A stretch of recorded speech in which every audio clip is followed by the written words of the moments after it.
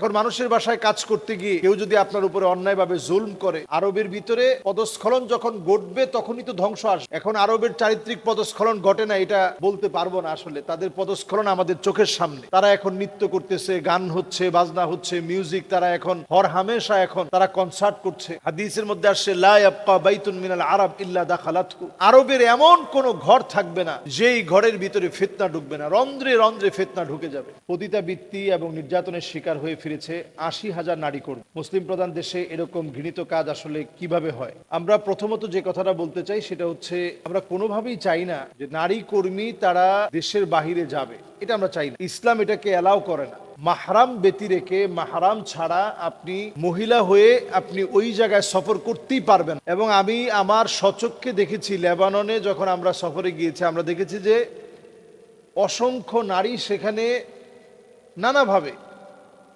পতিতাবৃত্তির সঙ্গে জড়িত, যাদের দেশে হয়তো পরিবার আছে, সন্তান আছে, এবং সে ওইখানে একটা বিবাহ করেছে শুধুমাত্র একটু রুমকে শেয়ার করার জন্য, একটু রুম ভাড়াটা কমানোর জন্য ওইখানে একটা বিবাহ সাদী নামকাওয়াস্তে করেছে। দেশে আবার তার স্বামী টামি সব আছে। মাআযাল্লাহ, একটু চিন্তা করতে পারেন। এই জন্যই ওই জাতীয় মহিলাদের কারণেই মূলত সমস্যাগুলো সৃষ্টি হচ্ছে। আপনি শুধুমাত্র আরবের দোষ অথবা মধ্য প্রাচ্যের দোষ না দিয়ে, বরং একজন মহিলা সে যদি এই কাজে নেমে যেতে পারে, হ্যাঁ এখন বলতে পারে যে হুজুর আমি পেটের দায়ে নামছি, পেটের দায়েও তো আপনি এই কাজে নামতে পারেন না, আরো অনেক কাজ আছে দুনিয়ায়। হ্যাঁ, এখন মানুষের বাসায় কাজ করতে গিয়ে কেউ যদি আপনার উপরে অন্যায়ভাবে জুলম করে, এটা একেবারে তাদের মধ্যে অভ্যাস থাকবে না, এটা তো আসলে বিষয়টা আপনি যদি চিন্তা করেন, আরবের ভিতরে পদস্খলন যখন ঘটবে তখনই তো ধ্বংস আসবে। এখন আরবের চারিত্রিক পদস্খলন ঘটে না এটা আমরা একেবারে বলতে পারবো না, আসলে তাদের পদস্খলন আমাদের চোখের সামনে। তারা এখন নৃত্য করতেছে, গান হচ্ছে, বাজনা হচ্ছে, মিউজিক, তারা এখন হর হামেশা এখন তারা কনসার্ট করছে। হাদিসের মধ্যে আসছে লা ইয়াবকা বাইতুন মিনাল আরব ইল্লা দাখালাতহু, আরবের এমন কোনো ঘর থাকবে না যেই ঘরের ভিতরে ফিতনা ঢুকবে না, রন্ধ্রে রন্ধ্রে ফিতনা ঢুকে যাবে। এই জেনা ব্যভিচার একটা ফিতনা, বিভিন্ন ড্রাগ অ্যাডিকশন একটা ফিতনা, এরপর দেখবেন নারীদেরকে অবাধ স্বাধীনতা দেয়া, এটা আরেকটা ফিতনা। এরকম হাজার রকমের ফিতনা ছড়ায় যাবে। এবং একটা ফিতনার নাম হবে নিকাহে মিসিয়ার, টাকার জন্য বিবাহ করা। এইটা পর্যন্ত নতুন করে আরবে চালু হয়ে গেছে, টাকার জন্য বিবাহ।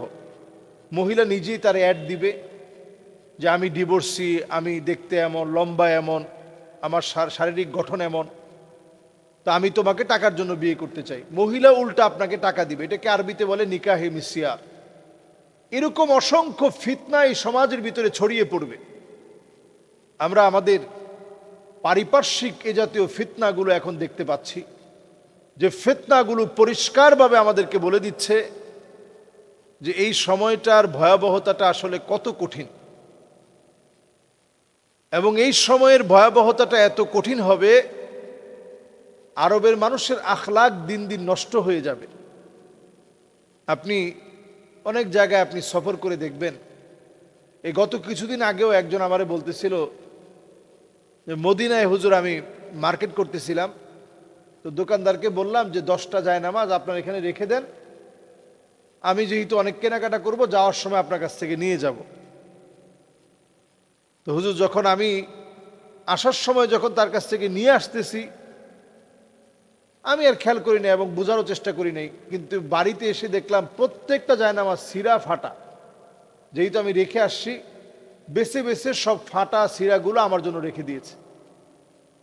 অথচ নবীজি সাল্লাল্লাহু আলাইহি সাল্লাম মদিনাবাসীর সঙ্গে ব্যবসা করতে বলেছেন,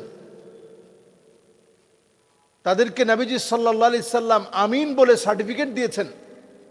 এখন সব যে ওইখানে মদিনার লোকেরা ব্যবসা করে তা কিন্তু না, বিভিন্ন দেশের বিভিন্ন জায়গা থেকে এসে ওই জায়গায় হয়তো ব্যবসা বাণিজ্য করছে, তাদের দ্বারা আপনি ধোকায় পড়তে পারেন।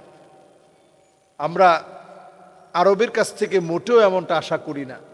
আমাদের নারী কর্মীদের সঙ্গে যেটা হয়ে থাকে এটা আমরা কোনোভাবেই আশা করি না। এবং আমাদের দেশ থেকে যে নারীরা সেখানে যায়, এটার আমি মোটেও পক্ষ না, মোটেও এটার আমি পক্ষে না। আমাদের দেশের যে নারীগুলো সেখানে যায় আসলে কোনোভাবেই মাহারাম ছাড়া একজন নারী কেন এত দূরে যাবে? নারী কর্মীরা বিভিন্ন দেশে গিয়ে, আমি প্রত্যেকটা দেশের কথাই বলছি, এখন ফিতনা ঢুকে গেছে। যে আরব একসময় আখলাকের মানুষ ছিল, যে আরবের আখলাক একসময় সকল জায়গায় প্রশংসিত ছিল, সে আরবের এখন চারিত্রিক দৈন্যদশা চলতেছে। এরপরেও যদি আমরা সকলকে একেবারে খারাপ বলি, সবাইকে খারাপ বলার সুযোগ নাই। আসলে আরবের কিছু বৈশিষ্ট্য এমন আছে, আপনি দেখলে অবাক হবেন। আমরা সেরা হতে হতে যেখানে গিয়ে পৌঁছাতে পারি, তারা অনেক অন্যায় করার পরেও তাদের ভিতরে এমন কিছু বৈশিষ্ট্য আছে, আল্লাহ তাআলা সকলকে মাফ করবেন।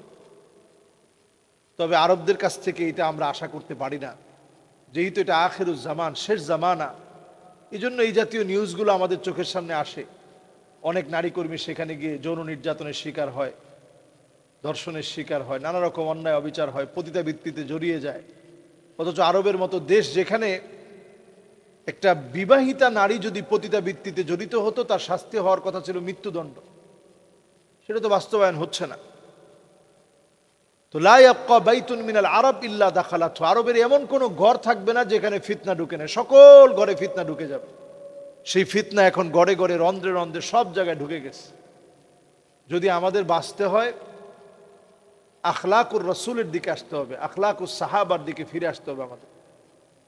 এরপর আমাদের যেটি জানা দরকার প্রত্যেকের, যে এখন খোদ সৌদি আরবে নিকাহে মিসিয়া, টাকার বিনিময়ে এখন বিবাহ, এটা বৈধ হয়ে গেছে।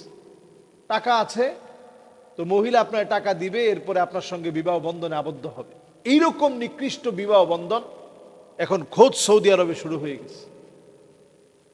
তো এটা আসলে কত নিকৃষ্ট আপনি চিন্তা করেন। সে বলবে যে আমি ডিভোর্সি, আমারে তোমরা বিয়ে করো, আমি তোমাদেরকে টাকা দিব, উল্টা টাকা দিব। এইরকম বিবাহ পর্যন্ত সৌদি আরবে শুরু হয়ে গেছে। এই জন্য নবী সাল্লাল্লাহু আলাইহি সাল্লাম আমাদেরকে সতর্ক করেছেন, হাত দিয়ে গুনে রাখতে বলছেন, উদুদ সিত্তান বাইনা ইয়াদাই সাআ, কিয়ামতের আগে এই 6টা বিষয় ঘটবে, তারপরে কিয়ামত হবে। যদিও এগুলো ছোট আলামত, কিন্তু অত্যন্ত নবীজি সাল্লাল্লাহু আলাইহি সাল্লাম দিক নির্দেশনা দিয়ে এই 6টি বিষয়কে গুনে রাখতে বলছেন। এই 6টি বিষয়ের একটি হচ্ছে লা ইয়াবকা বাইতুন মিনাল আরব ইল্লা দাখালাতহু, রন্ধ্রে রন্ধ্রে, ঘরে ঘরে, জায়গায় জায়গায় ফিতনা ঢুকে যাবে। সকল জায়গায় আরবের ফিতনা আর ফিতনা দিয়ে ভরপুর হয়ে যাবে। এখন তো তাই হচ্ছে। এই জন্য আল্লাহর কাছে আমরা পানাহ চাই, আল্লাহ যেন আমাদের আরবকে হেফাজত করে, আমাদের আখলাককে হেফাজত করে। আর আল্লাহর কাছে আরব অনারব এটা আল্লাহর কাছে যাবে না। ইন্না আকরামাকুম ইনদাল্লাহি আতকাকুম, কে আরব কে অনারব এটা আল্লাহর কাছে পরিচয় না। আল্লাহর কাছে পরিচয় হচ্ছে আমার আপনার তাকওয়া কতটুকু, এটা আল্লাহর কাছে পরিচয়। ইন্না আকরামাকুম ইনদাল্লাহি আতকাকুম, যে ব্যক্তি তাকওয়ায় আল্লাহর কাছে সেরা হবে, সে সেরা হবে। হতে পারে আরব, হতে পারে অনারব।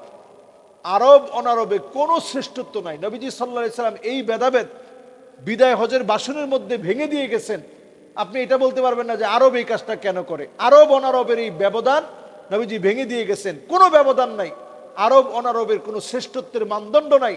মানদণ্ড হচ্ছে তাকওয়ার মানদণ্ডে, যে আল্লাহর কাছে সেরা হবে সেই লোকটাই সেরা। আল্লাহ তাআলা আমাদের প্রত্যেককে অন্তত